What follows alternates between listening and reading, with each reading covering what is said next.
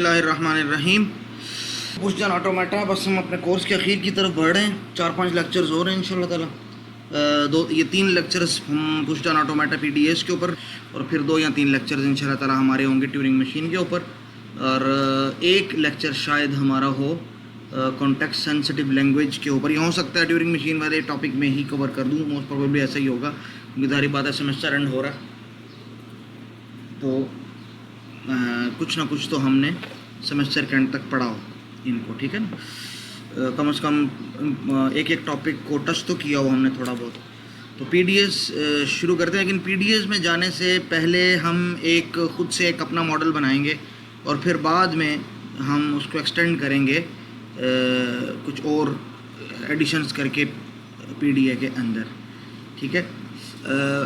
PDS की ज़रूरत क्यों पेश आ रही है, उसके पहले हमें थोड़ा सा बैकग्राउंड स्टडी करनी पड़ेगी कि ये अगर डायग्राम आपको याद हो तो ये रेगुलर लैंग्वेजेस हैं और ये कॉन्टेक्स्ट फ्री लैंग्वेजेस है। कॉन्टेक्स्ट फ्री लैंग्वेजेस एक सुपर सेट है रेगुलर लैंग्वेजेस का, और रेगुलर लैंग्वेजेस एक पार्ट है कॉन्टेक्स्ट फ्री लैंग्वेजेस का। तो कॉन्टेक्स्ट फ्री लैंग्वेजेस में ऑफ कोर्स रेगुलर लैंग्वेजेस तो सारी की सारी आती हैं, कुछ नॉन रेगुलर भी आ जाती हैं। The class of languages generated by CFGs is larger than the class of languages defined by regular expressions, ठीक है। And we know that FAs, NFAs, transition graphs, NFA-MT, these are all regular language recognizers. CFG can represent both regular and some of the non-regular languages. Now, we know there are some machines who can accept regular languages. We name them FA, NFA, NFA-MT, transition graphs, like that. Huh? So, is there any class of machines that is a context-free language recognizer और CFL acceptor? तो कोई ऐसी language भी है कि नहीं, उसको अभी हम देखते हैं। लेकिन हम एक नया मॉडल पहले अपना बनाएंगे और उसके बाद हम ये देखेंगे, ठीक है। तो we start with our old fashioned finite automatas, जिसको हम DFA कहते हैं, and we will introduce some new gadgets to make it more powerful. But हमें सबसे पहले जो एक क्वेश्चन उभरना चाहिए था और अभी तक हमने वो क्वेश्चन को स्टडी नहीं किया, वो ये था कि FS जो काम करते हैं वो किसी इनपुट स्ट्रिंग को चेक करते हैं। वो इनपुट स्ट्रिंग कहाँ पे होता है? So there must be a memory element there, ठीक है। कोई इनपुट टेप या कोई चीज़ होनी चाहिए। तो there was an input section there was an input tape, but we didn't discuss it over there. हमने उसको अभी तक कोई नाम नहीं दिया था। तो ऑफ कोर्स जब तक कोई इनपुट किसी फॉर्म में प्रोवाइड नहीं होगा, टेप या किसी भी फॉर्म में, उसको FA उसके ऊपर काम कैसे करेगा, ठीक है। तो एक इनपुट एरिया था हमारे पास, कोई टेप एरिया था मौजूद, जिसको हमने पहले स्टडी नहीं किया, ठीक है। अब हम कहते हैं कि इस सेक्शन को हम कहते हैं इनपुट टेप। इसकी ज़रूरत अभी हमें इसलिए पेश आ रही है, पहले तो ये था कि सर बस इनपुट को रीड करें, बस इनपुट ख़त्म हो गया तो बात ख़त्म। यहाँ अब यह है कि हम थोड़ा सा मज़ीद सिस्टमेटिक वे की तरफ जा रहे हैं, कंप्यूटर के ज़्यादा करीब जा रहे हैं, ठीक है। तो अब हमें एक बाकायदा इनपुट की ज़रूरत पड़ रही है जिसको हम रीड करेंगे और उसके अंदर पहले कुछ ना कुछ होगा, ये भी हम आपको बता देते हैं। फिर हमें कुछ एलिमेंट्स को डिलीट करना पड़ेगा, ठीक है। और जब हम आगे जाएंगे ट्यूरिंग मशीन की तरफ, जो कि बिल्कुल जो हमारा कंप्यूटर्स की इब्तदा वहीं से हुई और वही कंप्यूटर का बेसिक मैथमेटिकल मॉडल है, तो आप देखेंगे कि किस तरह इनपुट टेप के ऊपर ही सारे काम हो रहे होते हैं। FS के अंदर चूँकि बहुत लिमिटेड इस्तेमाल था इसका, इसलिए हमें वहाँ पे इसको चेक करने की और इसको मेंशन करने की ज़रूरत ही नहीं थी। तो this tape is infinite in one direction and is initially filled up with black symbols, और इन ब्लैंक सिम्बल्स को हम डेल्टा सिम्बल से डिनोट करते हैं, ट्राइंगल सिम्बल, ठीक है। इसको हम एम्प्टी सिम्बल भी कह सकते हैं, ठीक है। इसको हम स्पेस भी कहते हैं, इसको हम ब्लैंक सिम्बल भी कहते हैं। बहुत सी बुक्स के अंदर इसको इस फॉर्म में शो किया गया है, तो it doesn't make any difference, it's just a notation. असल में ये ब्लैंक है, ठीक है, ब्लैंक सिंबल है, ठीक है। And we read one character at a time from left to right, और चूँकि यहाँ टेप का हेड सिर्फ लेफ्ट टू राइट मूव हो सकता है, तो चूँकि वो वापस लेफ्ट पे जा नहीं सकता, तो इसलिए हम ये सपोज करते हैं कि चूँकि उसकी तरफ एक्सेस ही नहीं है, तो in fact we are eliminating it after reading. Eliminate का मतलब वहाँ तक एक्सेस नहीं हो सकती, उसको भूल जाएं, ठीक है। तो हम इसको दूसरे अल्फाज में कह रहे हैं कि वी एलिमिनेटेड। जैसा कि अगर किसी नोड की तरफ लिंक लिस्ट में एक्सेस ख़त्म हो जाए, आप उस नोड को काट दें, तो मेमोरी तो फ्री नहीं हुई, लेकिन चूँकि आप उसको एक्सेस नहीं कर सकते, तो आपने उसको लिस्ट से डिस्कार्ड कर दिया, ठीक है। तो यही चीज़ यहाँ पर है कि we read one character at a time from left to right, और इस रिस्ट्रिक्शन की वजह से हम ये कहते हैं कि we eliminate it after reading and we stop when we reach the first delta symbol that indicates the end of string. End of word को इंडिकेट करने के लिए ये असल में डेल्टा सिंबल होते हैं। राइट साइड पे जैसे स्ट्रिंग खत्म होता है तो इनफाइनाइट डेल्टा सिंबल है, ठीक है। अच्छा, अब पिछले सिंबल्स को भी यूज़ करना है, कुछ नए सिंबल्स को भी लेकर आना है, तो देखते हैं। As part of our new pictorial representation for FA we introduce the symbol. पहले तो ये स्टार्ट का सिंबल, जैसा कि आपने फ्लो चार्ट के अंदर भी देखा होगा। अच्छा, PDS बिल्कुल फ्लो चार्ट्स की तरह काम करते हैं। अगर आपने फ्लो चार्ट्स पढ़े हैं इंट्रोडक्शन टू कंप्यूटिंग के अंदर, तो आपको बहुत अच्छा आइडिया होगा कि ये सिंबल किसके लिए इस्तेमाल हो रहा होता है, ठीक है। तो this is just like a minus state in FA that is connected to another state in a transition graph और FA with an empty edge. क्योंकि FA का एन एम्प्टी एज नहीं होता, इसलिए हमने इधर ट्रांजिशन ग्राफ लिख दिया। लेकिन याद रखिए उसके ऊपर हम कोई लेबल नहीं लगाते, हम कोई एम्प्टी सिंबल, लैम्डा सिंबल नहीं लगाते इसके ऊपर, ठीक है ना। और it will not read any letter, it has no incoming arrows. अच्छा, हम जब ओरिजिनल माइनस स्टेट होती है हमारे पास FAs के अंदर, तो हमें पता है कि जब भी हमारे पास कोई माइनस स्टेट होती है तो हम वहाँ से कोई इनपुट लेटर, कोई लेटर रीड करके जा रहे होते हैं। हमने यहाँ पे कहा है कि it is just like a minus state with an empty edge, ठीक है, जिस पे हम एम्प्टी का लेबल भी नहीं लिखते हैं। It is a start symbol, ठीक है। अच्छा, दूसरी हमारे पास होती हैं एक्सेप्ट और रिजेक्ट स्टेट्स। एक्सेप्ट स्टेट बिल्कुल ऐसा ही है जैसा हमारे पास यानी वहाँ जाने के बाद कुछ भी हो जाए बस वो एक्सेप्ट ही होगा। यानी जब स्ट्रिंग पूरा हो गया होगा या जब कंडीशन मैच हो गई होगी और हम वहाँ पे पहुँच गए तो दैट्स ऑल। और रिजेक्ट स्टेट हमारे पास वो होती है कि वहाँ जाने के बाद आप दोबारा, यानी वो एक डेड एंड स्टेट है। डेड एंड स्टेट का मतलब ये है, ट्रैप स्टेट का मतलब ये है कि आप वहाँ पे ट्रैप हो गए हैं, आप वहाँ से कभी बाहर नहीं निकल सकते, तो ऑफ कोर्स आपको रिजेक्ट करना पड़ता है, ठीक है, स्ट्रिंग को। ये चीज़ें तो हम बजाय ये कि अब हम माइनस सिंबल इस्तेमाल करें, हम स्टार्ट के वर्ड को मेंशन करेंगे, हम प्लस लिखें या हम जो है इसके अंदर ये वाला सिंबल लिख रहे हों, तो इसकी ज़रूरत नहीं है, ठीक है ना। हम इसके बजाय रिजेक्ट या एक्सेप्ट लिख सकते हैं, ठीक है। अच्छा, एक और सिंबल इस्तेमाल होता है, वो रीड सिंबल है। क्योंकि देखिए अभी तक किसी करैक्टर को रीड करने के लिए हमने कुछ नहीं कहा, ठीक है। हमने कहा जी एक्सेप्ट हो जाएगा। एक्सेप्ट के तो सिर्फ इनकमिंग एज होता है, आउटगोइंग एज होता ही नहीं है, ठीक है। स्टार्ट के आउटगोइंग एजेस होते हैं, इनकमिंग कोई नहीं होता। लेबल इनमें से किसी के ऊपर भी नहीं है फ़िलहाल आपके सामने, ठीक है। तो वो वो स्ट्रिंग को चेक कैसे करना है कि A आएगा तो क्या करना है, B आएगा तो क्या करना है।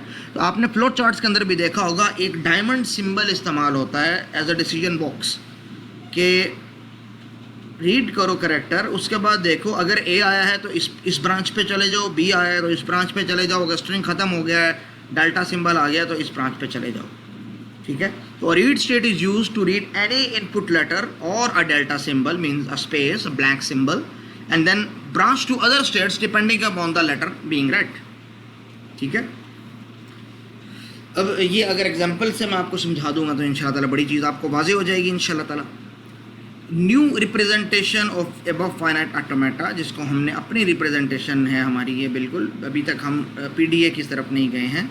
आपको ऑफ कोर्स एक स्टार्ट स्टेट चाहिए, आपको पता है, और जो ओरिजिनल स्टार्ट स्टेट है वहाँ तक ये एक एम्प्टी एज के ज़रिए जुड़ा होता है, जिसके ऊपर हम एम्प्टी का सिंबल लेबल नहीं करते हैं, ठीक है। तो असल स्टेट अब ये वाली जो माइनस स्टेट है जो कुछ रीड कर रही है, ये हम यहाँ पे लगा रहे हैं कि यहाँ पे कुछ रीड हो रहा है। स्टार्ट होने के बाद यहाँ पे अब कुछ रीड होगा हमारे पास। अब रीड हम क्या कर सकते हैं, A भी रीड कर सकते हैं, B भी रीड कर सकते हैं। तो अगर हम B रीड करते हैं तो हमें पता है B एक लूप है, तो लूप के ज़रिए वो वहीं पे वापस आएगा, दोबारा से कुछ रीड करना चाहेगा, ठीक है। और अगर A है तो ये एक नई स्टेट की तरफ जा रहा है, उस नई स्टेट के अंदर की भी कुछ रीड ही हो रहा है। स्टेट का मतलब you have to read something after reaching the state, ठीक है ना। अब यहाँ पे देखें A का लूप है, तो पहले B को चेक कर लेते हैं कि B को अगर रीड करेंगे इस वाली स्टेट से तो वो वापस इस वाली स्टेट पे जाएगा, माइनस वाली। तो माइनस वाली स्टेट हमारे पास ये है, तो अगर B आएगा तो ये वापस उधर जाएगा कि भाई अभी कुछ और यहाँ से रीड करो, B या A। B है तो फिर यहीं रहेगा, A है तो वापस इस पे आएगा। और अगर यहाँ पे हमारे पास A है तो हमें पता है कि दैट्स अ लूप। लेकिन यहाँ पे चूँकि आने के बाद जब भी हम यहाँ पे पहुँच जाएंगे, आपका हो सकता है आपका स्ट्रिंग ख़त्म हो गया हो, तो आपको एक्सेप्ट करना है ना असल में यहाँ पे। तो स्ट्रिंग ख़त्म होने की अलामत क्या है कि आप डेल्टा रीड करते हैं, तो जैसे ही डेल्टा रीड करेंगे यहाँ पे पहुँचने के बाद कुछ और बी ए रीड करें या नहीं करें, स्ट्रिंग अगर एंड हो गया, स्ट्रिंग एंड नहीं हुआ तो वो बी और एस को रीड करेगा जब तक लास्ट हमारे पास कोई डेल्टा रीड ना हो जाए। तो आप जब भी इस स्टेट पे हैं और डेल्टा रीड कर रहे हैं, आप एक्सेप्ट कर देंगे। अच्छा, व्हाट इफ़ अगर यहाँ पे आप डेल्टा रीड करें, देखें हो सकता है जैसे ही आपने स्टार्ट किया आपने डेल्टा रीड किया, यानी स्ट्रिंग नल स्ट्रिंग था, एम्प्टी था, तो देखें उस सूरत में आपको रिजेक्ट करना है स्ट्रिंग, क्योंकि ये नल स्ट्रिंग को एक्सेप्ट नहीं करता है। ठीक है, आपको उसको रिजेक्ट करना है। ठीक है ना, उम्मीद है थोड़ा बहुत आइडिया हो गया होगा। ये बिल्कुल आसान है, अगर आपको एफएस आते हैं तो एफएस से आप कन्वर्जन आसान है। देखें स्टार्ट स्टेट तो अलग से आप लिखेंगे, ठीक है, बाकी जितनी भी स्टेट है हर एक के लिए एक रीड स्टेट लगा देंगे, एरोज वैसे ही लगेंगे। ठीक है, मसला एक सिर्फ डेल्टा का है। ठीक है, यहाँ पे आपको जहाँ पे कोई चीज़ एक्सेप्ट नहीं होनी चाहिए वहाँ आप रिजेक्ट स्टेट लगा देंगे, और जहाँ एक्सेप्ट होनी चाहिए वहाँ से भी डेल्टा के साथ आप उसको एक्सेप्ट स्टेट की तरफ ले जाएंगे इससे। ठीक है, तो ये ऐसे ही है जैसे असल में आपने माइनस स्टेट किसी और को करार दे दिया और आप यहाँ पे एमटीएच के ज़रिए चले गए, और यहाँ पे जाने के बाद आप एमटीएच के बाद किसी असली जो प्लस स्टेट है वहाँ की तरफ चले गए, और इसको प्लस माइनस आपने ख़त्म कर दिया। ठीक है, तो टोटल 4 स्टेट्स हो गई आपके पास। ठीक है, 1 2 3 4, तो 1 2 3 4। रिजेक्ट स्टेट एक अलग स्टेट है, वो तो होती भी ऑप्शनल है, ज़रूरी भी नहीं है, लेकिन शुरू में समझने के लिए हम स्टूडेंट को कहते हैं कि वो लगाए। उसकी वजह यह है कि यहाँ पे तो डेड एंड स्टेट की ज़रूरत नहीं थी, क्योंकि एजेस के लेवल सिर्फ ए या बी हो सकते हैं। यहाँ पे एज का लेवल चूँकि डेल्टा भी हो सकता है, इस वजह से हमें एक और डेड एंड स्टेट की यहाँ ज़रूरत पड़ती है। ठीक है ना, तो सिर्फ ये इसी मकसद के लिए, और यहाँ भी एम्प्टी रीड करके यानी डेल्टा के ज़रिए आप यहाँ पे पहुँच सकते हैं। तो बिल्कुल एक ही चीज़ है, इतना कोई बड़ा इशू नहीं है, यहाँ तक तो कोई इशू नहीं है। ठीक है इसका।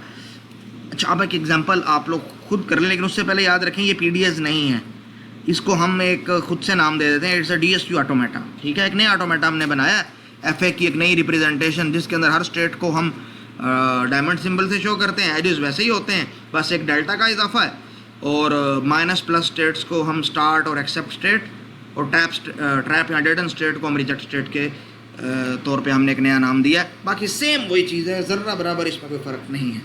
तो ये हमने अपने एफएस ही को रिप्रेजेंट करने की एक नई फॉर्म बनाई है, जिसको हमने डीएसक्यू ऑटोमेटा कहा है। तो अगर आपको डीएसक्यू ऑटोमेटा का पता है तो इसको आप बना दीजिए। ठीक है, convert the following FA into DSQ automata model, make at least 2 machines, एक मशीन तो मैं बना दूंगा। ठीक है, और दूसरी आप लोग खुद बना लीजिएगा, लेक्चर के एंड में आपको अंदाज़ा हो जाएगा कि दूसरी किस तरह बनेगी। ठीक है ना, इतना बड़ा कोई इसमें मसला नहीं है। तो 1 that will read all input letters and the 1 that doesn't, ठीक है, वो आप खुद ही कर लीजिएगा। अच्छा, also include the reject state although it's optional. मैंने पहले बात की रिजेक्ट स्टेट ज़रूरी नहीं होती है, ऑप्शनल होती है, लेकिन आप चाहें तो इसको इंक्लूड कर सकते हैं, और अभी हम चाह रहे हैं कि हम इसको इंक्लूड करें। ठीक है, अच्छा जी, तो इसको ड्रा करना शुरू करते हैं। पहले तो आपको देखो, आपको एक स्टार्ट स्टेट चाहिए, you need a start state, जैसे आप शुरू करेंगे। ठीक है, उसके बाद जो माइनस स्टेट है आपकी, ये आपकी असल में पहली रीड स्टेट है। अब आप शुरू में क्या क्या रीड कर सकते हैं? देखिए, अगर तो आप रीड कर रहे हैं बी, तो इट इज़ अ लूप, आप दोबारा उसी स्टेट पे आ रहे हैं, इट्स वेरी सिंपल। अगर आप ए रीड कर रहे हैं तो आप कहाँ जा रहे हैं? अगली रीड स्टेटमेंट की अगली स्टेट की तरफ, यहाँ पे जिसको आपने रीड का नाम दिया। लेकिन अगर आप शुरू ही में एम्प्टी को एक्सेप्ट कर रहे हैं तो you have to reject it, because this F A doesn't accept the empty string. ठीक है, तो चूंकि यहाँ पे एम्प्टी एजेस नहीं होते, तो यहाँ हमें एक अलग से रिजेक्ट स्टेट के तौर पे लगाना पड़ता है। इसको नहीं भी लगाएंगे तो मसला नहीं है, जब कोई एज नहीं मिलेगा तो इनपुट वैसे ही क्रैश हो जाएगा और स्ट्रिंग एक्सेप्ट नहीं होगा, that will be considered as reject. ठीक है ना, तो रिजेक्ट स्टेट के अंदर पहुँचना ज़रूरी नहीं है इस फॉर्म के अंदर, डीएसक्यू ऑटोमेटा वाली फॉर्म के अंदर। अच्छा, अब हम यहाँ पे आ जाते हैं इस स्टेट के ऊपर। ए रीड करेंगे तो हम आगे जाएंगे, बी रीड करेंगे तो हम वापस इसकी तरफ आएंगे। तो अगर हम और अगर यहाँ भी चूँकि ये भी फाइनल स्टेट नहीं है, यहाँ भी अगर हम स्ट्रिंग ख़त्म हो जाता है हमारा तो हम रिजेक्ट स्टेट की तरफ जाएंगे। अगर हमने बी रीड किया तो हम वापस जाएंगे, ए रीड किया तो हम आगे जाएंगे।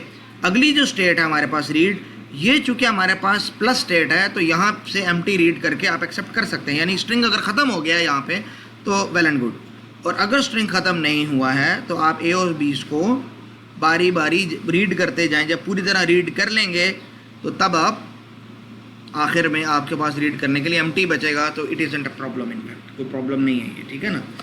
आसान सी मिसाल है बिल्कुल। और आपको क्वेश्चन के अंदर ये कहा गया था कि आप एक ऐसा 2 पीडीएफ बनाएंगे कम से कम।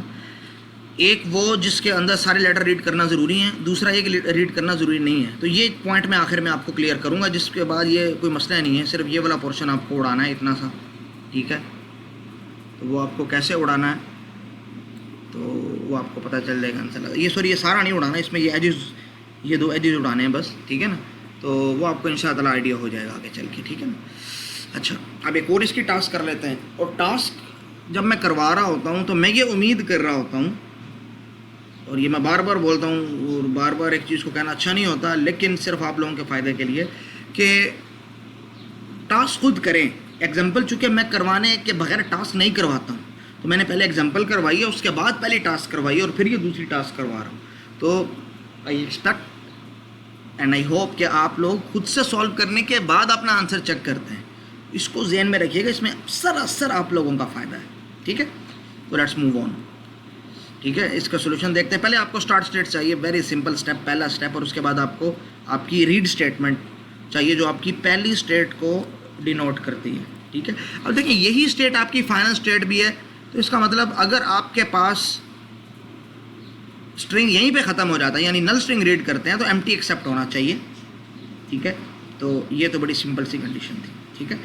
और अगर आप ए रीड करते हैं तो आपको एक नई स्टेट की तरफ जाना चाहिए। बी रीड करते हैं तो आपको यहाँ ये ए वाले ये के लिए है, ये बी के लिए है, ठीक है। उसी तरतीब से बनाइए। 1 2 3 4 स्टेट है, तो यहाँ भी 1 2 3 4 स्टेट्स ही बनाऊंगा, एक्सेप्ट, स्टार्ट और रिजेक्ट के अलावा, ठीक है ना। अच्छा, और अब अगर हम देखें तो इस रीड स्टेटमेंट, स्टेटमेंट बार बार कह रहा हूँ मैं, रीड स्टेट से अगर मैं ए रीड करता हूँ तो मैं वापस आता हूँ, ठीक है, जैसे यहाँ पे है। और अगर बी रीड करता हूँ तो मैं आगे जाता हूँ, ठीक है। फिर यहाँ पे अगर मैं ए रीड करता हूँ तो यहाँ आता हूँ, बी रीड करता हूँ तो मुझे वापस जाना है, ठीक है। यहाँ पे अगर मैं ए रीड करता हूँ तो मैं यहाँ पे वापस जाऊँगा, और बी रीड करता हूँ तो मुझे यहाँ पे जाना है। और चूँकि क्वेश्चन में हमें नहीं कहा गया था कि रिजेक्ट स्टेट बनानी है, तो हमने बनाई भी नहीं, ठीक है। अगर आप चाहें तो यहाँ पे एक रिजेक्ट स्टेट बना सकते हैं, जिसमें पहले के अलावा बाकी सबसे एजेस जाएंगे, ठीक है, और उन पे डेल्टा होगा, क्योंकि वहाँ पे स्ट्रिंग ख़त्म नहीं हो सकता। पहले में स्ट्रिंग ख़त्म हो सकता है तो वो एक्सेप्ट की तरफ जा रहा है। तो इट्स वेरी सिंपल, ठीक है ना। तो रिजेक्ट स्टेट को हम फ़िलहाल छोड़ रहे हैं, ठीक है। इंक्लूड करें ना करें हमारी मर्ज़ी, आसान है। अच्छा, एक और एग्जांपल कर लीजिए, ठीक है। उम्मीद है ये वाला क्वेश्चन आप लोगों ने ठीक किया होगा, ठीक है ना। बड़ा आसान सा है और बड़ी खूबसूरत सी फ्लो चार्ट लगते हैं ये, तो कोई इतना मुश्किल नहीं है। जिसने फ्लो चार्ट्स पर पहले काम किया है उसके लिए तो ये बिल्कुल बच्चों का खेल है। पीडीएस नहीं, हाँ, ये हमारा डीएसक्यू ऑटोमेटा है। करें जी, टास्क नंबर 3 भी करें, ठीक है। Convert the following FA into DSQ automata model, ठीक है। तो इसके अंदर भी बिल्कुल सेम वही प्रोसीजर रहेगा। प्लस स्टेट माइनस स्टेट है, तो इसका मतलब हम शुरू ही में एम्प्टी भी एक्सेप्ट कर सकते हैं। आप ए रीड करके और बी रीड करके नई स्टेट्स पे पहुंच सकते हैं।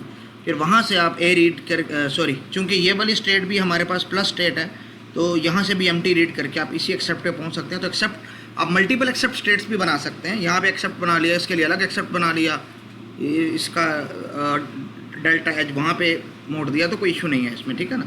और अगर ए हो तो यहाँ पे लूप है, बी हो तो वहाँ पे जा रहा है, ठीक है, कोई इशू नहीं है।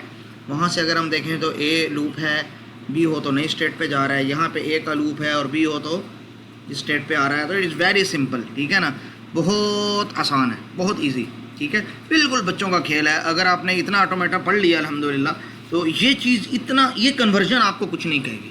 और ये असल में कंस्ट्रक्टिव एल्गोरिथम भी है जो हमने आपको बता दिया। और यही कंस्ट्रक्टिव एल्गोरिथम जो अभी हमने कंस्ट्रक्ट करके दिखा दिया है, यही प्रूफ है इस थ्योरम का, थ्योरम नंबर 26 का, कि फॉर एवरी रेगुलर लैंग्वेज, क्योंकि हमने पीछे सिर्फ रेगुलर लैंग्वेजेस की बात की, कोई एफएस बना के उसको कन्वर्ट किया, तो there is some PDA that accept its. वो कैसे होगा ये आपको पता है रूल्स का, कि हर प्लस स्टेट से एक्सेप्ट स्टेट बनेगी डेल्टा एच के साथ, माइनस स्टेट से पहले स्टार्ट स्टेट लगेगी, एजेस उसी तरह रहेंगे, गोल सर्कल्स को हम डायमंड सिंबल में चेंज कर देंगे और नथिंग एल्स, कुछ भी चेंज नहीं है, ठीक है। तो यही उसका एल्गोरिथम है, ठीक है। अब आपको बताते चलें कि ये जो डीएसयू ऑटोमेटा आपने बनाया है, तो असल में आपने पीडीएस की बेसिक पढ़ ली है, लेकिन उसमें पुश डाउन ऑटोमेटा में, ऑटोमेटा तो आपने बना लिया एक नए अंदाज से, लेकिन पुश डाउन का फीचर अभी तक इसमें नहीं है, ठीक है। तो आपने सिर्फ पुश डाउन का फीचर इसमें ऐड करना है, it will become push down automata. तो डीएसयू ऑटोमेटा को अब हम कन्वर्ट करने जा रहे हैं पीडीएस में, पुश डाउन ऑटोमेटा में। उसमें पुश डाउन का फीचर, असल में ये भी पुश डाउन ऑटोमेटा ही है, बट विदाउट अ स्टैक। अब हमें स्टैक की ज़रूरत क्यों है, अभी हम देखते हैं। अच्छा, पहले तो हम अपने उसी फंडामेंटल क्वेश्चन की तरफ वापस आते हैं कि why we couldn't build an FA for the non regular language ANBN। हम इसका एफए क्यों नहीं बना सकते थे? उसकी वजह ये थी कि हम ये रिकॉर्ड नहीं रख सकते थे कि एज कितने आए हैं तो उतनी दफ़ा ही बीज हों। काउंटिंग हम वहाँ पे इस तरह से नहीं कर सकते, ठीक है। It is because we can not refer to the number of A's read before we encounter the first B, so we can have the same number of B's as there was of A. So conclusion, it is necessary to know the number of A's read so that we can match it with the number of B's read afterwards. It means you need some type of memory. You need to record the number of A's. What is the solution? Stack. Push down stack. ठीक है, इसीलिए इसको PDS भी कहते हैं, ठीक है। तो it is just in fact an FA. एक FA के अंदर अगर आप मेमोरी लगा दें तो वो PDA बन जाता है। बस आपने FS के सिंबल्स को बदल दिया, चीज़ वही है। सिर्फ एक स्टैक को इंट्रोड्यूस करने से आपका वही FA, DFA जिसको हम कह रहे हैं, वो PDA बन रहा है, क्योंकि उसकी फंक्शनैलिटी बढ़ गई। अब वो चीज़ें रिकॉर्ड कर सकता है, उस मेमोरी को यूटिलाइज कर सकता है। अब ये डिज़ाइनर की इंटेलिजेंस है कि वो इस मेमोरी को किस तरीके से यूटिलाइज करता है अपने प्रॉब्लम्स को सॉल्व करने के लिए, ठीक है ना।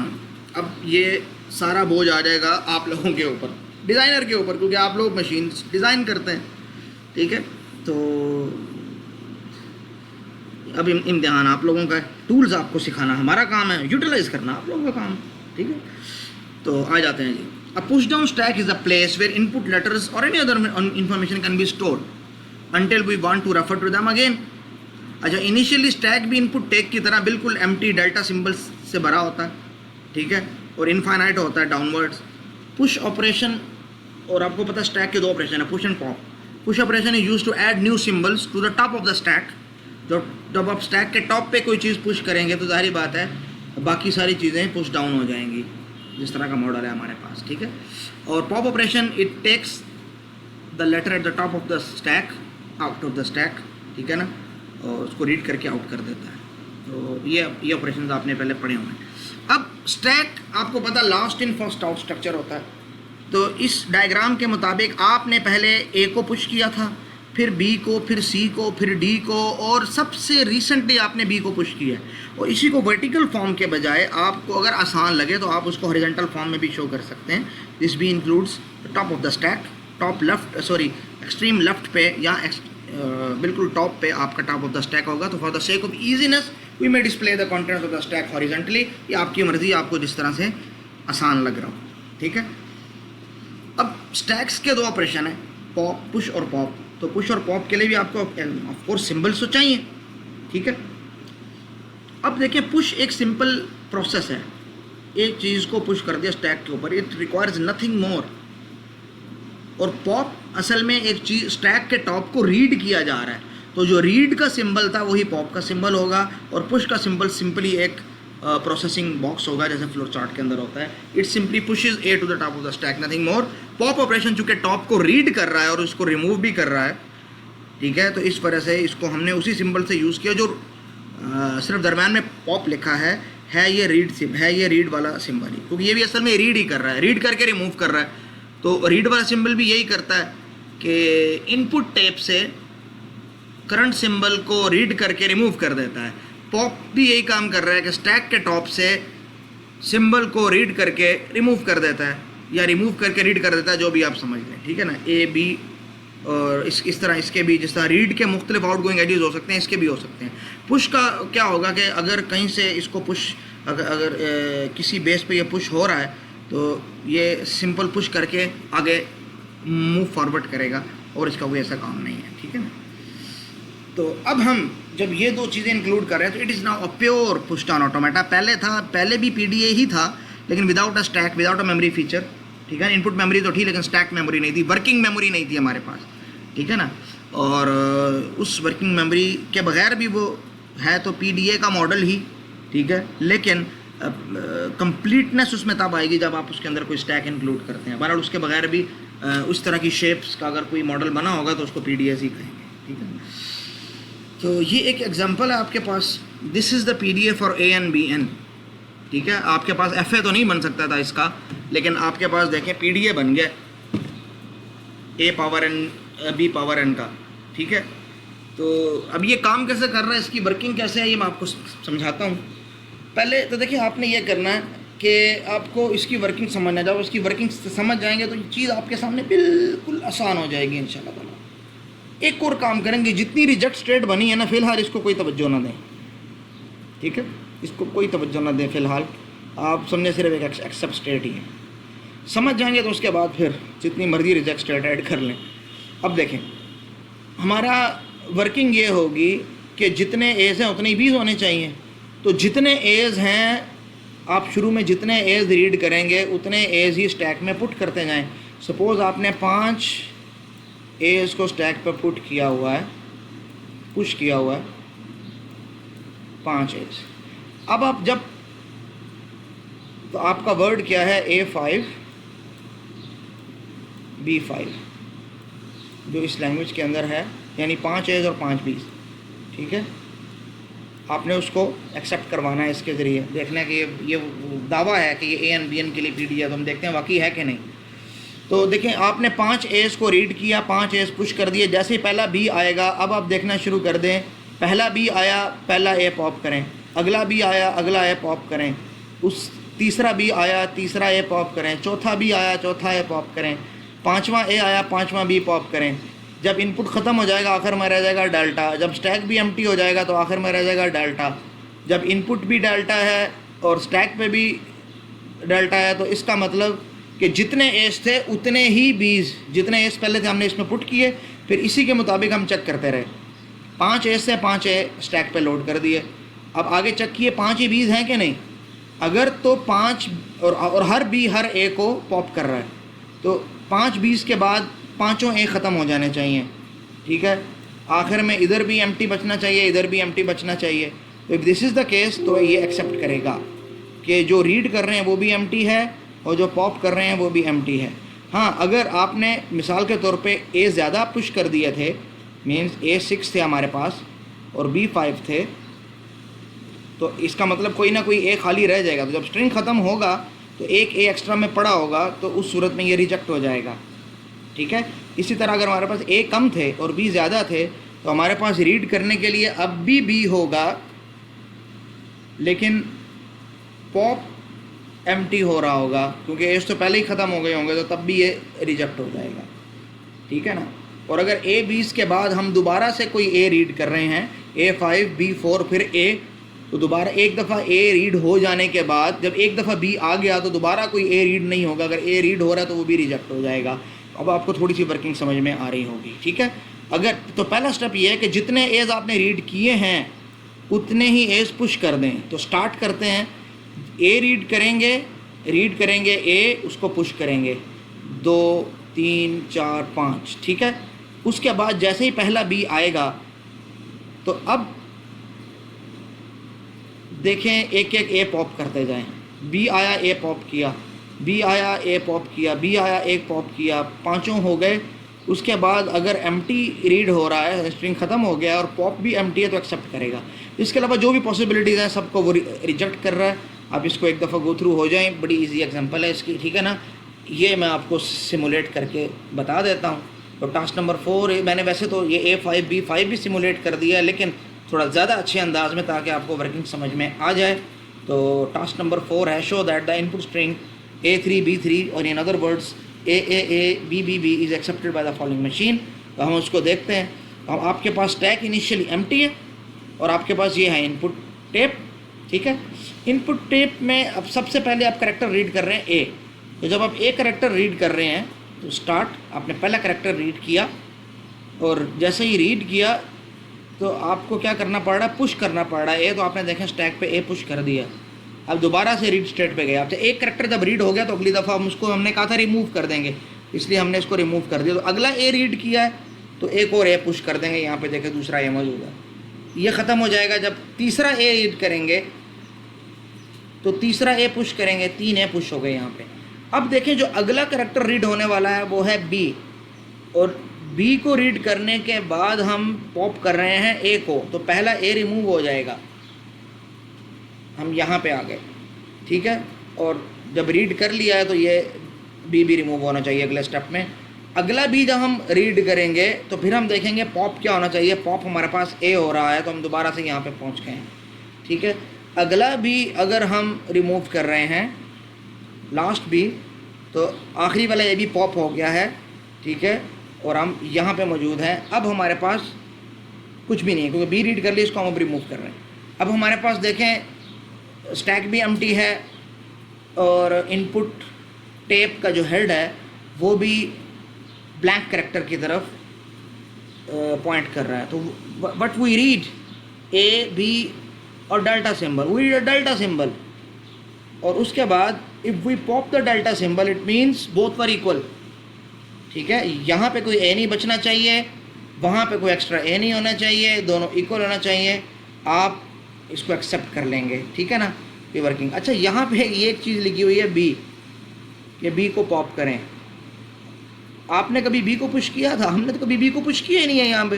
तो यहाँ पे अगर आप बी नहीं भी लिखें तो कोई मसला नहीं है, लेकिन चूँकि हम यहाँ पे रिजेक्ट स्टेट रख रहे हैं और एफएज के मॉडल को ही यहाँ पे इम्प्लीमेंट कर रहे हैं, तो हम एक्सपेक्ट करते हैं कि जितने आउटगोइंग एजेस पॉसिबल होते हैं वो सब के सब हम लिखें। मिसाल के तौर पे एफएस के अंदर ए और बी 2 हैं, तो बी अगर कहीं नहीं जा रहा तो वो डेड एंड स्टेट की तरफ हम उसकी एक डेड एंड स्टेट बना देते हैं, ठीक है। हालांकि वो कभी हमने रीड नहीं करना होता।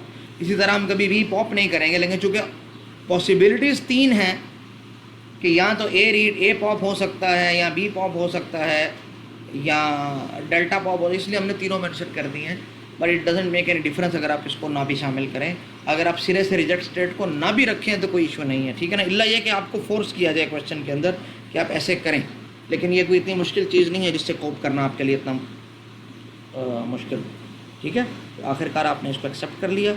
अब एक प्रैक्टिस क्वेश्चन है आपके लिए। प्रैक्टिस क्वेश्चन का आंसर मैं नहीं बताऊंगा, आप लोग मुझे पर्सनल में मैसेज भी मत कीजिए। आप लोग ग्रुप के ऊपर अपना आंसर शेयर करें, खुद डिस्कशन करें। एक बंदा जो है वो अपना आंसर देता है, अगला बंदा उस पर कमेंट करता है, वो कभी ठीक होता है कभी गलत होता है, तो एक लर्निंग का एनवायरनमेंट बनता है, ठीक है ना। तो चीज़ें आपको समझ में आना शुरू हो जाएंगी। फिर अगर कोई बंदा फंस जाएगा तो मैं हूँ, I am always there to help you, ठीक है ना।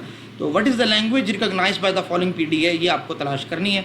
आप इसको देखें, इसका बिहेवियर देखें, ये किस तरह से काम कर रहा है, और फिर आप ये पीडी है जिस लैंग्वेज को रिकॉग्नाइज करता है कि आप लोग खुद से इसको तलाश करें, ठीक है, वो लैंग्वेज क्या है। अच्छा, अब हम आते हैं थोड़ी सी फॉर्मल डेफिनेशन की तरफ पीडीएस की, ठीक है। अभी तक तो हम उसको थोड़ा सा हमने खुद से एक कंस्ट्रक्ट करके देखा कि वो होता क्या है और उसके अंदर क्या फीचर्स हैं, किस तरह से काम आता है। अब उसकी हम फॉर्मल डेफिनेशन देख लेते हैं कि पुश डाउन ऑटोमेटन और PDA is a collection of 8 things.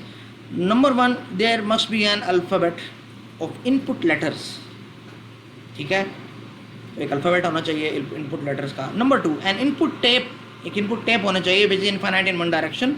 Initially the string of the input letter is placed on the tape starting in cell number 1। तो होता क्या है, टेप के सेल्स हैं 1 to infinity। तो आपका वर्ड अगर आपने लिखा है ए बी बी बी, तो स्ट्रिंग लेटर नंबर 1 से स्टार्ट कर, यानी एक तरतीब से आप इंटर करेंगे, अपनी मर्ज़ी से किसी भी सेल के अंदर कोई वर्ड नहीं इंटर करेंगे। और ये बड़ी एक ट्राइबल सी बात है, इसको लिख के आप ज़्यादा कंफ्यूज ना हो जाए, ठीक है ना। और एक्सट्रीम राइट पे जैसे स्ट्रिंग ख़त्म हो रहा है तो tape is blank up to infinity. Number 3, there is an alphabet. जिस तरह इनपुट अल्फ़ाबेट है, एक करैक्टर सेट है, इसी तरह स्टैक के लेटर्स का भी एक हमारे पास करैक्टर सेट हो सकता है, जिसको आप लैम्डा या किसी भी ग्रीक लेटर से डिनोट कर सकते हैं, ठीक है ना। और वो ज़ाहिरी बात है, जब स्टैक का इनपुट है तो स्टैक भी होना चाहिए हमारे पास, जो कि इनफाइनाइट है in downward direction. Initially stack is empty, contain all the blanks और डेल्टा सिंबल। इस तरह आपके पास एक वन स्टार्ट स्टेट होनी चाहिए, that is only outgoing edges and there is no incoming edge. इसी तरह आपके पास हार्ड स्टेट्स होनी चाहिए, halt state where you can stop whether to accept it और रिजेक्ट इट, ठीक है ना। तो इनके सिर्फ इनकमिंग एजेस होते हैं, आउटगोइंग एजेस नहीं होते हैं, ठीक है। ये वही चीज़ें जो आप पहले पढ़ के आए हैं, बस हम फार्मूली एक डेफिनेशन की फॉर्म में लेकर आ रहे हैं। और there are some non branching push states that push characters on the top of the stack, and there are some branching states. Branching states दो तरह की होती हैं, डायमंड सिंबल, या वो रीड या वो पॉप। रीड का काम क्या है कि अभी तक जो लेटर नहीं पढ़ा है the current letter to be read, जो कि अभी तक अनयूज लेटर था इनपुट टेप में से, उसको, क्योंकि पहले जो रीड किया था वो तो हो गए डिलीट, अभी तक जो रीड नहीं किया है अनरेड लेटर या अनयूज लेटर, उसको रीड करना, फिर उसको रिमूव करना, ठीक है। और पॉप का मकसद क्या है कि जो स्टैक के टॉप पे है उसको रीड करके फिर उसको रिमूव करना, ठीक है ना। और बाकी जाहिर बात है एजेस होने चाहिए, स्टेट्स आपस में कनेक्टेड होने चाहिए। एजेस असल में हमें बता रहे होते हैं कि वो सारी ट्रांजिशंस क्या हैं। तो in fact that is part number 9 of the definition. लेकिन हम उसको इस मोड के ऊपर इतने लेक्चर्स के बाद इतना बेसिक और फंडामेंटल समझ रहे हैं कि हम उसको भी डेफिनेशन में शामिल नहीं कर रहे हैं। You want to include, you can do it, ठीक है ना। अच्छा, टास्क नंबर 4, डेफिनेशन के बाद अब हम एक बड़ी इंपॉर्टेंट टास्क करने वाले हैं, ठीक है। वो टास्क क्या है कि हम पैलिंड्रोम एक्स के नाम से एक लैंग्वेज के लिए पीडीएफ कंस्ट्रक्ट करना चाह रहे हैं। तो क्वेश्चन को समझना आधा सॉल्यूशन होता है, ये मैं अक्सर बोला करता हूँ और बार बार बोला करता हूँ, और उसकी एक ख़ास वजह है, क्योंकि वाकई ऐसा होता है, इट्स अ रियलिटी। अगर आप क्वेश्चन नहीं समझते हैं तो आप हज़ार कोशिश कर रहे हैं, जब आपको क्वेश्चन ही नहीं पता तो आप सोल्यूशन बड़ी इखलास के साथ भी मेहनत कर लेंगे तो काम नहीं बनेगा। मेरे उस्ताद कहा करते थे कि बेटा इखलास के साथ अकल की भी ज़रूरत है। तो आप इखलास से बहुत ज़्यादा कोशिश कर रहे हैं, लेकिन आपको क्वेश्चन क्या नहीं पता, ये क्वेश्चन क्या कह रहा है, तो ऑफ कोर्स आप गलत डायरेक्शन के अंदर जा रहे हो। और अगर आपको क्वेश्चन की समझ आ गई है तो इसका मतलब आधा क्वेश्चन आपका सॉल्व हो गया, बाकी आधा अब आपने आधी कोशिश अभी आपने मज़ीद करनी है, ठीक है। तो क्वेश्चन ये है कि पहले आप लैंग्वेज को समझें। लैंग्वेज पैलिंड्रोम एक्स का मतलब ये है कि ऐसे पैलिंड्रोम में क्या होता है, जो चीज़ यहाँ पे आ रही है उसी का रिवर्स उसके बाद भी आ रहा है। तो जो स्ट्रिंग आएगा उसके बाद उसका रिवर्स आएगा, लेकिन ये क्या कह रहा है, उस सब स्ट्रिंग और उसके रिवर्स के दरमियान में एक लेटर एक्स्ट्रा एक्स के नाम से मौजूद रहेगा हमेशा, जो कि उसकी टोटल लेंथ को ऑड बना देगा, ठीक है। S can be any combination a+b whole star, तो कुछ भी हो बाद में उसी का रिवर्स, लेकिन उस सब स्ट्रिंग और उसके रिवर्स के दरमियान में एक्स आना चाहिए। मिसाल के तौर पे a(x)a, b(x)b, a(x)a)a, a(b)(x)b)a, a(b) का अपोजिट यानी रिवर्स b है और दरमियान में x, और ऑफ कोर्स देयर में बी सिंपली x, क्योंकि स्टार का मतलब है कुछ भी नहीं, कुछ तो अगर यहाँ एम्प्टी हो रहा है तो यहाँ भी एम्प्टी, मीन्स ओनली x। तो इस तरह की ये लैंग्वेज जनरेट करेगा, ठीक है ना। तो पहले तो आप देखें कि सपोज़ हमारे पास ये एक इनपुट टेप है जिसके अंदर हमने एक सैम्पल वर्ड लिया, सिर्फ बिहेवियर समझने के लिए, हम इसको पार्स नहीं कर रहे हैं, ठीक है, कि a(b)(b) फिर x और फिर a(b)(b) का रिवर्स b(b)(a) और फिर आखिर में सारे डेल्टा सिंबल्स, ठीक है। तो पैलिंड्रोम एक्स में क्या है, देखें, सबसे पहले तो आप ये काम करें कि जो स्ट्रिंग रीड कर रहे हैं आप x तक, सारे के सारे स्टैक के ऊपर आप लोड कर दें, ठीक है, मैंने रीड किया, मैं ए रीड करूं तो स्टैक पे पुश कर दूंगा ए, बी रीड करूं तो स्टैक पे पुश कर दूंगा बी। ये मैं काम करता जाऊंगा, ये दोनों लूप्स चलते रहेंगे यहाँ तक कि मैं एक्स रीड नहीं कर लेता। अब जब मैं एक्स तक पहुंचा हूं तो स्टैक की पोजीशन क्या है, देखें मैंने ए पुश किया था top of the stack, B push किया वो ए के ऊपर टॉप हो गया, बी को ए को उसने पुश डाउन कर दिया, दोबारा बी था उसको भी हमने पुश कर दिया, तो जो पहले बी हो रहे थे ये उनके टॉप पे पुश हो गया, उनको पुश डाउन कर दिया इसने, ठीक है ना। तो अब स्टैक के ऊपर क्या मौजूद है, क्योंकि ये लास्ट इन फर्स्ट आउट है तो ए बी बी, लेकिन जब आप इससे बाहर निकालेंगे तो that will be b b a. इसका मतलब जो अगला सब स्ट्रिंग है बी बी ए, इसका रिवर्स आप उसको इससे चेक कर सकते हैं कि this B correspond with this B correspond with this A correspond with this, क्योंकि ये ए बी बी रिवर्स में यहाँ पे पुट हुआ है और लास्ट इन फर्स्ट आउट है, तो आपका काम चल जाएगा। एक्स को आपने कहीं पुट नहीं किया। अब आपने करना क्या है कि अगर बी रीड कर रहा हूँ तो स्टैक से पॉप भी बी ही होना चाहिए, अगर स्टैक से ए पॉप हो रहा है तो इसका मतलब दैट विल बी रिजेक्ट, या स्ट्रिंग ख़त्म हो रहा है तो दैट विल बी रिजेक्ट। तो अगर यहाँ पे बी है तो यहाँ पे भी बी होना चाहिए, यहाँ पे ए है तो यहाँ पे भी ए होना चाहिए, ठीक है, इनकी कोरेस्पॉन्डेंस होनी चाहिए। तो अब हम यही काम कर रहे हैं कि अगर ए रीड करें तो पॉप भी ए ही होना चाहिए, अगर ऐसा है तो आप सही जा रहे हैं, और अगर बी रीड करें तो पॉप भी बी ही होना चाहिए, अगर ऐसा है तो सही जा रहे हैं।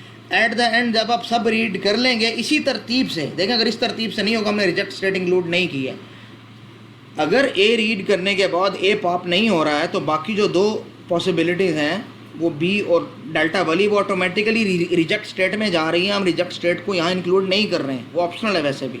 और अगर आपने बी रीड किया था लेकिन इसके कॉरस्पॉन्डिंग पॉपिंग अल्फ़ाबेट बी नहीं था, ए या डेल्टा था, तो डेट विल ऑटोमेटिकली रिजेक्ट, ठीक है। अब आपने ए बी बी ये सारे काम हो गए, आखिर में रीड करने के बाद स्ट्रिंग भी एम्प्टी हो गया, स्टैक भी एम्प्टी हो गया, तो if you read an empty string top of the stack is empty, you accept it, ठीक है।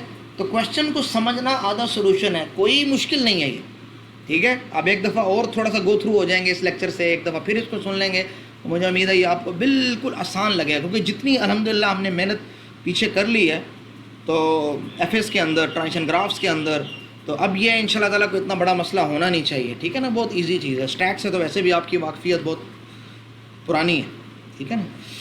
अच्छा ये हो गया, और स्टैक आपने मेरे ख्याल में डाटा स्ट्रक्चर्स एंड एल्गोरिथम्स के अंदर भी पढ़ा होगा, और ज़रूर पढ़ा होगा, ख्याल क्या है, ज़रूर पढ़ा होगा, ठीक है। प्रैक्टिस क्वेश्चन नंबर 2, देखिए हमने पैलिंड्रोम एक्स बना दिया, और ये प्रैक्टिस क्वेश्चन मैं सॉल्व किसी वजह से नहीं कर रहा हूँ, ठीक है। तो अगर मैं किसी वजह से इनको सॉल्व नहीं कर रहा हूँ तो इसका मतलब I want to teach you something, some point जो आपका आइंदा काम आएगा, ठीक है ना। नहीं तो इनके आंसर लिखने में कितनी देर लगती है, ठीक है। तो एक पीडीए आपने देखिए हमने बना लिया पैलिंड्रोम एक्स के लिए, ठीक है। तो पैलिंड्रोम एक्स भी असल में ऑड लेंथ का ही होता है, पैलिंड्रोम होता है, ठीक है ना। पैलिंड्रोम एक्स असल में ये है। अब देखें ऑड पैलिंड्रोम क्या होता है कि ये एक्स, इस एक्स के बजाय या ए होता है या बी होता है, बस और कुछ नहीं। हाँ, उस लैंग्वेज सेट के अंदर खाली ए या खाली बी भी एक्सेप्ट हो सकते हैं, ठीक है। तो ये आपके पास कि ए बी ऑड लेंथ है, इस तरह 3 की लेंथ के हो सकते हैं, 4 की लेंथ के, 5 की, सॉरी 4 की लेंथ नहीं, 5 की लेंथ के, 7 की लेंथ के। तो जितने भी पैलिंड्रोम्स ऑड लेंथ के हो सकते हैं वो सारे के सारे आप इंक्लूड कर सकते हैं यहाँ पे, ठीक है ना। इट इज़ वेरी इजी, ठीक है ना, आसान है यानी देखने में आसान है, बाकी आप लोग करेंगे तो इंशाल्लाह ताला आपको लग समझ जाएगी, ठीक है ना। और मकसद ये है कि आपको कोई चीज़ सिखाना है तो इसको ज़रूर अटेम्प्ट कीजिएगा, ठीक है ना। अब यहाँ पे एक और चीज़ समझें, हमने पहले एक बात आपको कही थी, मैं थोड़ी सी रिवाइज करा रहा हूँ कि it is not compulsory to include a reject state. क्यों? क्योंकि ये एक ट्रैप या डेड एंड स्टेट है, और डेड एंड स्टेट में जाने के बाद हम दोबारा कभी उससे एस्केप नहीं कर सकते हैं, तो इसलिए उसको लिखने की ज़रूरत ही नहीं है। अच्छा, अगर कभी हमारे पास एक्सेप्ट स्टेट भी ऐसी हो जो इस फॉर्म में हो कि उसके कोई आउटगोइंग एज उसका ऐसा ना हो जो उसी की तरफ ना लौट रहा हो, मतलब आप वहाँ से एस्केप नहीं कर सकते, किसी और स्टेट पे नहीं जा सकते, तो अब आपको सारे इनपुट लेटर्स को रीड करने की ज़रूरत नहीं है। आपको मैं मिसाल से समझाता हूँ, मिसाल से समझिए कि एक लैंग्वेज है जिसकी रेगुलर एक्सप्रेशन दी हुई है ए a+b होल स्टार। तो इसका मतलब एक ए तो कंपलसरी है, उसके बाद कुछ रीड करें ना करें फ़र्क नहीं आता, एक को रीड कर लिया बस, उसके बाद कुछ है नहीं, स्ट्रिंग एक्सेप्ट है। ठीक है, तो देखिए पहले ये देखिए स्टार्ट स्टेट चाहिए आपको। ठीक है, आपने कहा शुरू में पहला लेटर बी एम्प्टी नहीं हो सकता, क्योंकि ना ये बी एक्सेप्ट कर सकता है शुरू में, ना ये नल स्ट्रिंग को एक्सेप्ट कर सकता है, दैट विल बी रिजेक्टेड। ठीक है, अच्छा एक ए रीड कर लिया, उस एक ए को रीड करने के बाद आप चाहें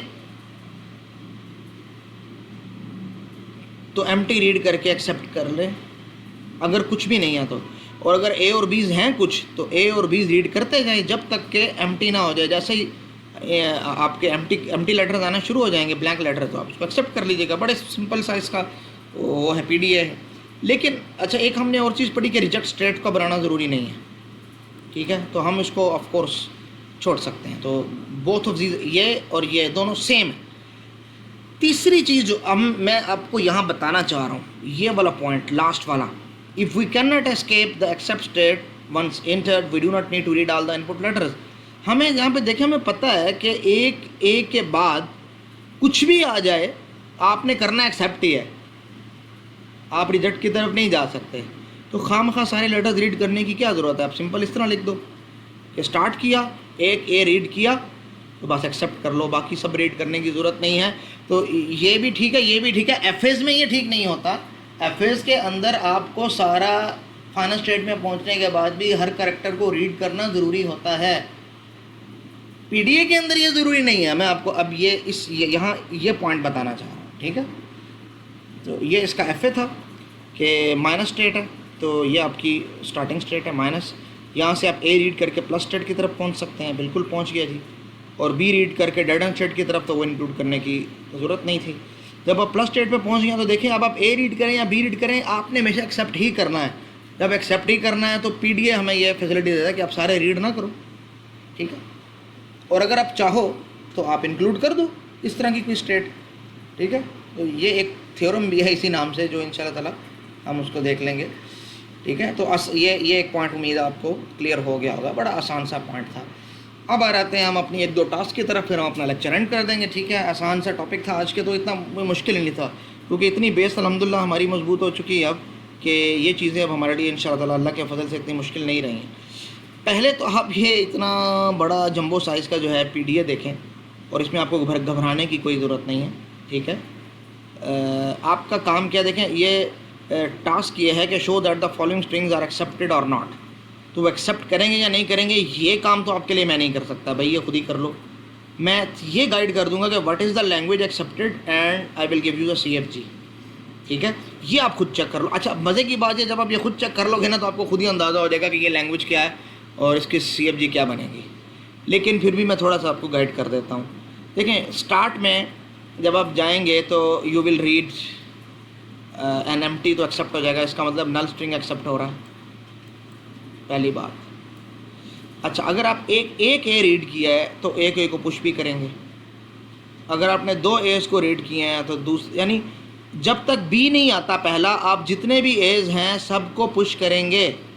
उसके बाद अगर मिसाल के तौर पे 3 एज आपने पुश किए हैं स्टैक पे और 3 ए ही रीड किए हैं, ठीक है, 1 2 3, उसके बाद पहला बी आ गया है, तो सिर्फ पहला बी काफ़ी नहीं है, एक और बी भी आना चाहिए।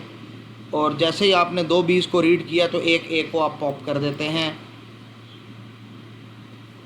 उसके बाद मज़ीद ए तो आ नहीं सकता, एज तो जितने आने थे आ गए।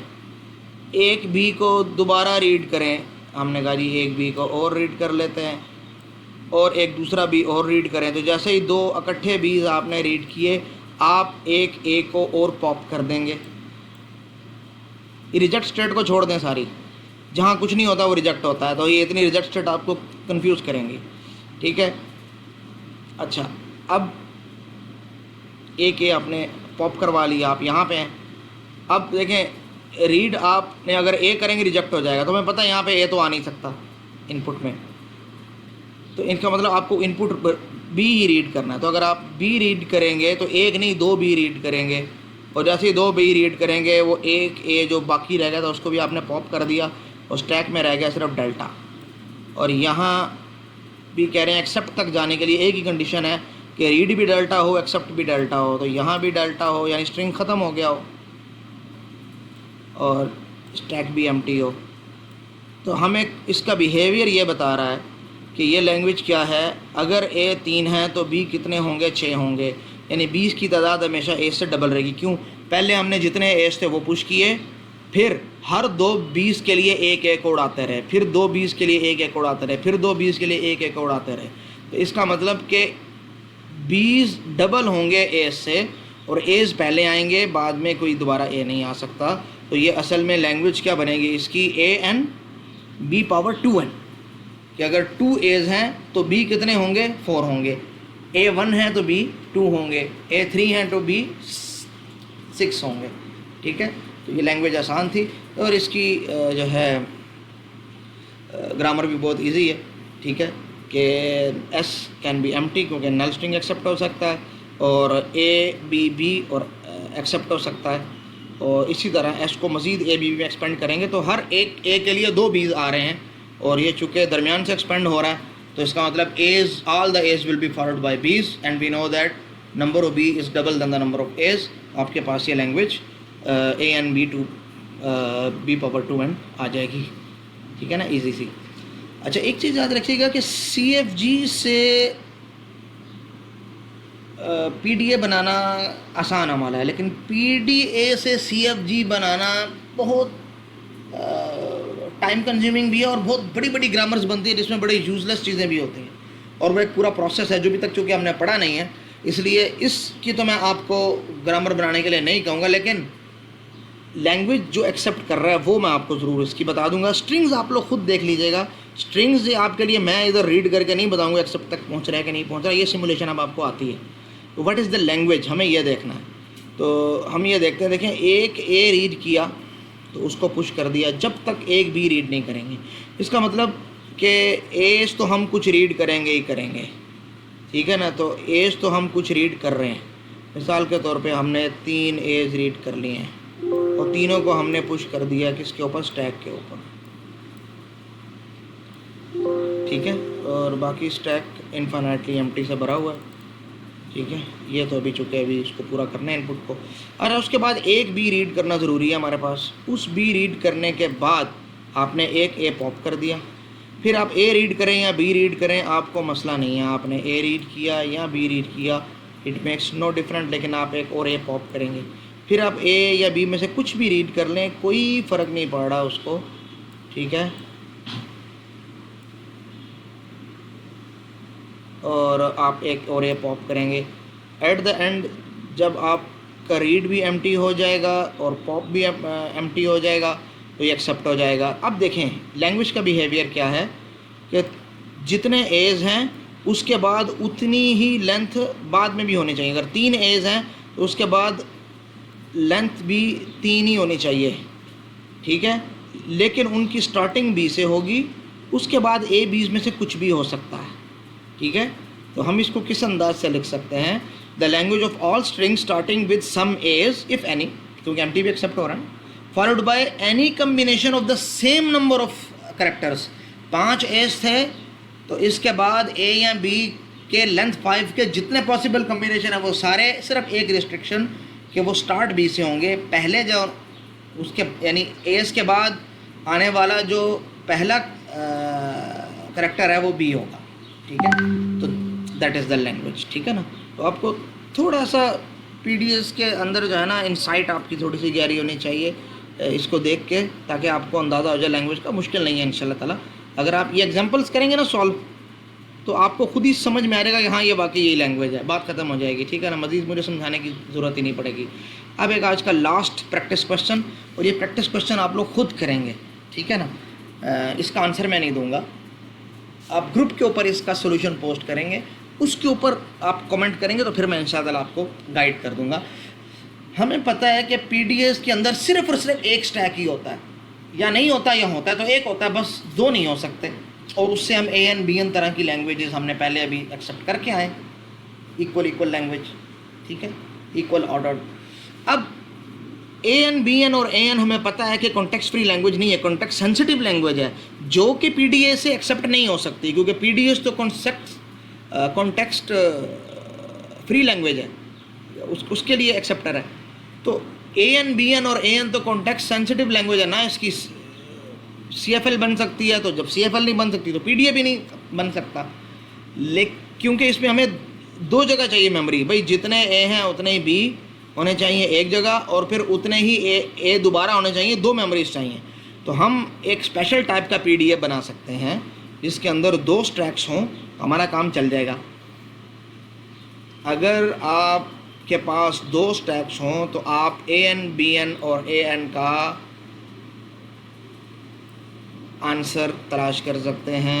इसका एक स्पेशल टाइप ऑफ PDA बना, तो PDA नहीं होगा असल में, लेकिन suppose we allow 2 stacks in a PDA, तो वो किस तरह बनेगा, तो ये आपकी प्रैक्टिस के लिए आप लोग इसको खुद से सॉल्व करके बताएं। बहुत इजी है, कोई इतना बड़ा मसला नहीं है, इतना बड़ा हिंट तो मैंने दे दिया आप लोगों को, ठीक है ना, तो कोई इश्यू नहीं है इसमें इंशाल्लाह ताला। इसको ट्राई कीजिए और फिर मुझे बताइए, ताकि इसमें कोई मसला है तो मैं आप लोगों को गाइड कर सकूँ। कोशिश करें कि ग्रुप के अंदर चीज़ें पूछें ताकि सबका भला हो जाए, ठीक है ना, ठीक है, इस चीज़ की खूब कोशिश कीजिएगा। बुक को पढ़ लीजिएगा, ठीक है, ज़रूर। पेज नंबर 333 से 350। वैसे तो मेरी कोशिश होती है कि I include everything the book has, और जो चीज़ इंक्लूड करने वाली होती है। अब ज़ाहिर बात है, बुक की अंदर तो इतने चैप्टर्स हैं कि हम सारे के सारे ना इंक्लूड कर सकते हैं ना हम पढ़ सकते हैं, ठीक है। मैं बुक में 30 चैप्टर हैं तो 30 तो हम नहीं पढ़ सकते ना, लेकिन यह है कि जो जो काम की चीज़ होती है वो मैं सारी अपनी स्लाइड्स में इंक्लूड कर देता हूँ। स्लाइड्स पे मैं काफ़ी मेहनत करता हूँ, ठीक है। और आप तो स्लाइड्स को अच्छी तरह देख लें, फिर भी कुछ चीज़ समझ नहीं आ रही तो बुक से पढ़ लें, ठीक है ना, क्योंकि बुक एक रेफरेंस होता है तो उसको देखना ज़रूरी होता है। लेकिन अगर आपको समझ आ रही है तो बहुत अच्छी बात है, ठीक है।